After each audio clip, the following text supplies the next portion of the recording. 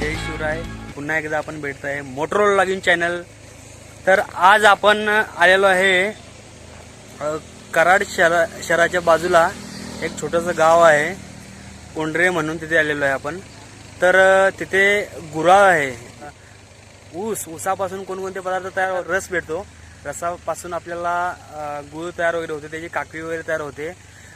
तर ऊसापासून भरपूर काय साखर वगैरे तयार होते.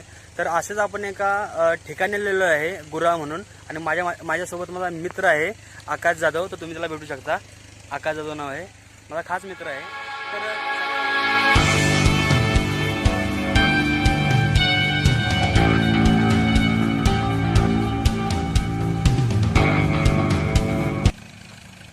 तर मित्रांनो, आपण पाहू शकता की शेतकरी शेतामध्ये ऊस पिकवतो, तो हा ऊस आहे.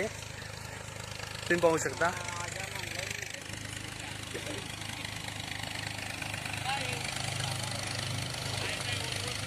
आणि जिथे ऊसाची फॅक्टरी आपण एक प्रकारे बोलू शकतो, तिथे गूळ बनवला जातो, त्याच्यानंतर साखर सुद्धा बनवली जाते, त्याच्यानंतर दारू पण काढता येते, वाईन ज्याला बोलतो आपण, ती सुद्धा या ऊसापासून काढली जाते.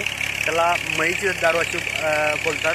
तर तुम्ही पाहू शकता की कशा प्रकारे जो ऊस आहे तो ऊसाचे साखर, गूळ आणि रस तयार होतो. त्याला तर आपण जाऊ फॅक्टरीवरती, सुद्धा गुळाच्या खाण्यावरती.